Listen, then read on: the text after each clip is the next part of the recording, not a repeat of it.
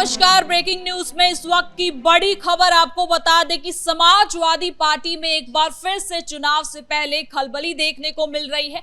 अखिलेश यादव अपनी सियासी रणनीति में एक बार फिर से बदलाव कर सकते हैं, जिसको देखते हुए 46 उम्मीदवारों के नाम एक बार फिर से सामने आया है और बताया ये जा रहा है कि इन लोगों को फाइनल कर दिया है। हालांकि आधिकारिक तौर पर इसकी घोषणा नहीं हुई है, जो आने वाले समय में हो सकता है। तो क्या कुछ अखिलेश यादव के दिमाग में चल रहा है और समाजवादी पार्टी में क्या कुछ खेला होने वाला है, तो इसी पे ज्यादा अपडेट के साथ मेरे साथ मौजूद है मेरे सहयोगी नवेंदु। तो सबसे पहले बात करते हैं अखिलेश यादव की। तो ये कौन से वो लोग हैं, 46 लोग जिनके नाम सामने आ रहे हैं? देखिए, ये तस्वीरों में जो नाम चल रही है, इन लोगों के बारे में चर्चा हो रही है। पूर्वांचल से भी हैं, पश्चिमी यूपी से भी हैं और अवध के भी हैं, बुंदेलखंड के भी हैं, गोरखपुर, देवरिया, सुल्तानपुर, अमेठी, ये जितने चेहरे हैं, योगेश प्रताप सिंह, राहुल गौतम, ऐसे 46 नाम हैं और बहुत लंबी सूची है। इनके बारे में ये कहा जा रहा है कि समाजवादी पार्टी से इनका टिकट फाइनल हो चुका है। मिर्जापुर, महाराजगंज, गोरखपुर, तो कई नाम सामने हैं।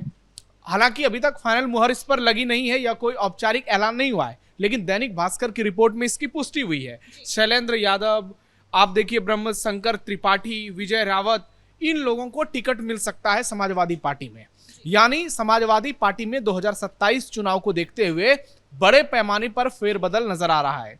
अखिलेश यादव ने टर्म एंड कंडीशंस जारी कर दिए हैं और सीधे तौर पर कह दिया है कि इस बार का चुनाव हम बीजेपी से 1-to-1 फाइट करेंगे। यानी गठबंधन में वो रहेंगे या फिर नहीं रहेंगे, वो तो आने वाले वक्त में फैसला होगा, लेकिन मुकाबला योगी बनाम अखिलेश का ही होगा। और समाजवादी पार्टी में जो खलबली नजर आ रही है, जो बेचैनी नजर आ रही है, आप देखिए कि पिछले बार उनके करीब 120 विधायक चुनाव जीते और उसमें से भी कई लोगों ने, करीब आधे दर्जन विधायकों ने बीजेपी का दामन थाम लिया। पूजा पाल जैसी बड़ी चेहरे रहीं जिन्होंने योगी आदित्यनाथ का साथ लेना उचित समझा। अब उत्तर प्रदेश में एक बार फिर से विधानसभा चुनाव है, 2 बार से लगातार बीजेपी की सरकार बन रही है। तो समाजवादी पार्टी ने इस बार टिकट देने में बड़े फेरबदल की तैयारी कर ली है और कहा जा रहा है कि 2022 के हिसाब से इस बार टिकटों के वितरण करने में उसका जो फॉर्मूला है उसमें बड़ा बदलाव देखने को मिलेगा। इस बार अखिलेश यादव और मुसलमानों पर कम फोकस करेंगे। यानी हर बार जो समाजवादी पार्टी में आरक्षण जैसी स्थिति होती है मुस्लिम यादव समीकरण के लिए, इस बार अखिलेश को लग रहा है कि यदि योगी आदित्यनाथ से टकराना है तो लोकसभा चुनाव 2024 के तरह ही कोई स्ट्रेटेजी अपनानी होगी। और इसलिए दावा किया जा रहा है कि समाजवादी पार्टी इस बार यादव और मुसलमानों को पिछली बार की तुलना में कम टिकट देगी। लेकिन इस बार नवेंदु, हमने ये भी अभी देखा है कि 20 से ज्यादा दलित चेहरों को भी इस लिस्ट में उनका नाम सामने आ रहा है। ये वो लोग हैं जो कि सामान्य सीटों पर इनकी उतारने की घोषणा हो सकती है। यानी 20 ऐसी जनरल सीट जहां से सामान्य उम्मीदवार समाजवादी पार्टी उतारती रही है, अब कहा जा रहा है कि वहां से किसी दलित चेहरे को मैदान में उतारा जाएगा। यानी अखिलेश यादव जो पीडीएफ फॉर्मूले को लेकर बात करते हैं, हो सकता है कि अब उसी फॉर्मूले को सामान्य सीटों पर भी आगे बढ़ाने के लिए पूरी ताकत लगा दें। पूर्वांचल में कहा जा रहा है कि सबसे ज्यादा बदलाव देखने को मिलेंगे और 5000 से ज्यादा वोट से जो कैंडिडेट चुनाव हारे हैं उनके जगह पर किसी और को मौका मिल सकता है। यानी बड़े पैमाने पर फेरबदल देखने को मिल सकता है। कई सीटों पर जो कैंडिडेट 500, 200, 1000, 1500 वोट से चुनाव हारे, उनको रिपीट किया जा सकता है। तो ऐसे में अखिलेश यादव की पार्टी में जबरदस्त गहमा गहमी है, बड़े फेरबदल के संकेत मिल रहे हैं और कहा जा रहा है कि 46 नाम तय हो चुके हैं। 20 से ज्यादा सीटों पर दलितों को टिकट मिलेगा और मुसलमान और यादवों की संख्या इस बार कम की जाएगी। यानी अखिलेश यादव 2024 लोकसभा चुनाव में जो सफलता उनको मिली थी, एक बार फिर से वो उस फॉर्मूले पर जाते हुए नजर आ रहे हैं। हालांकि इसमें यह भी देखना होगा कि कई विधायकों का टिकट कटेगा जो सिटिंग होंगे, कई लोग ऐसे भी होंगे जो टिकट की चाह में मेहनत कर रहे होंगे। उनके लिए अखिलेश यादव की तरफ से एक फॉर्मूला आया है कि कोई भी पार्टी के खिलाफ बगावत नहीं करेगा, जो भी जिताऊ कैंडिडेट होगा हम हर सीट पर वही उतारेंगे। ऐसे में अगर कोई बगावत करेगा तो वो स्वीकार्य नहीं होगा। यानी समाजवादी पार्टी में आपको बड़ी टूट देखने को मिल सकती है। आने वाले समय में कई लोगों का इस्तीफा हो सकता है, कई लोग पार्टी छोड़कर बीजेपी के साथ जा सकते हैं, कई लोग बीएसपी के साथ जा सकते हैं, क्योंकि खबरें आ रही है कि उनके कई विधायक जो है बीजेपी के संपर्क में हैं। कई लोगों की मायावती से बातचीत चल रही है। कुछ मुस्लिम चेहरे ऐसे हैं जो ओवैसी के साथ संपर्क में हैं, क्योंकि इस बार असदुद्दीन ओवैसी का भी एक बड़ा फैक्टर देखने को मिल रहा है। ऐसे में चुनौतियां अखिलेश यादव के लिए कुछ ज्यादा ही है, क्योंकि दूसरी तरफ योगी आदित्यनाथ हैं। अगर 2022 के विधानसभा चुनाव की बात की जाए, उस समय जो टिकट वितरण किया गया था और इस बार जो टिकट वितरण किया जाएगा उसमें कुछ परिवर्तन आपको देखने को मिलेंगे। जैसे 2022 के विधानसभा चुनाव में बीजेपी ने ओबीसी कैटेगरी से 143 लोगों को टिकट दिया था, जबकि सामान्य वर्ग से 173, एससी एसटी समाज से 46 और एक मुस्लिम उम्मीदवार को टिकट दिया था।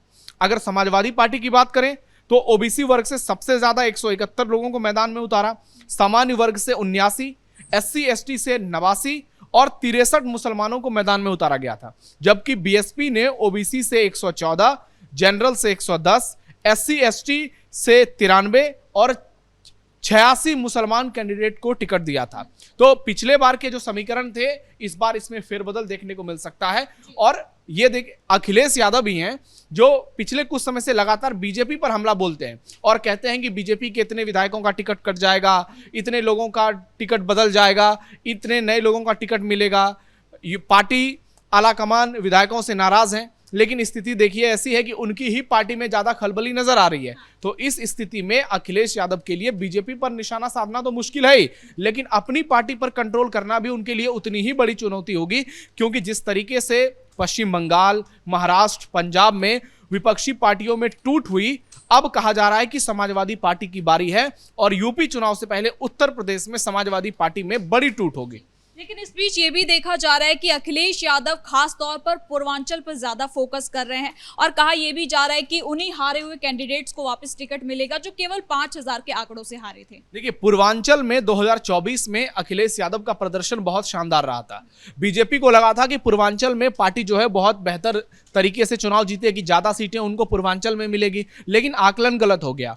पश्चिमी यूपी में बीजेपी का प्रदर्शन बहुत बेहतर रहा, लेकिन पूर्वांचल में पार्टी को बड़े झटके लगे। वाराणसी जो नरेंद्र मोदी प्रधानमंत्री की सीट रही है, वहां भी जीत का अंतर काफी कम हो गया और वो 1.5 लाख तक आ गया।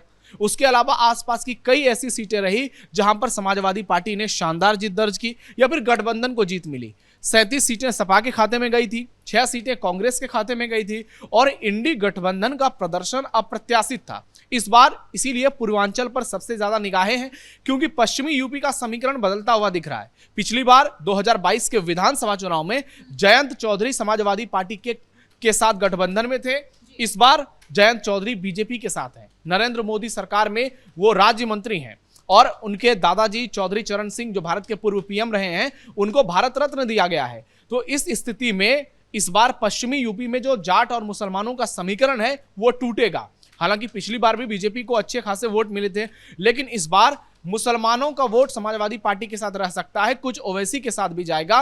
लेकिन जिस तरीके से बीजेपी के साथ जयंत चौधरी आए हैं, उससे यही संभावना नजर आ रही है कि बीजेपी को ज्यादा सफलता मिलेगी। तो अखिलेश यादव को लग रहा है कि पश्चिमी यूपी में उनके लिए चुनौतियां ज्यादा है, क्योंकि मेरठ, कैराना, मुजफ्फरनगर, बागपत, शामली, ये जितने भी डिस्ट्रिक्ट हैं, यहां पर सीएम योगी ने हालात को बदल दिया है। और अखिलेश के राज में जो दंगे हुआ करते थे, जो स्थितियां होती थी, अब समय पूरा बदल गया है और कहानी पलट गई है। तो ऐसे में बीजेपी यहां मुद्दा बनाएगी। पूर्वांचल पीएम मोदी की सीट है, योगी आदित्यनाथ भी गोरखपुर से ही आते हैं। तो ऐसे में अखिलेश जानबूझकर उन इलाकों को टारगेट करना चाहते हैं ताकि नैरेटिव की लड़ाई में वो ज्यादा बेहतर तरीके से अपने आप को योगी आदित्यनाथ से मजबूत दिखा सकें। लेकिन देखना ये होगा कि आखिरी समय पर क्या होता है। अभी तो सबसे बड़ी बात है कि अखिलेश यादव और राहुल गांधी के बीच फाइनल बातचीत नहीं हुई है, क्योंकि कांग्रेस पार्टी की ओर से राजेंद्र पाल गौतम ने कहा था कि हमें 200 सीटें चाहिए।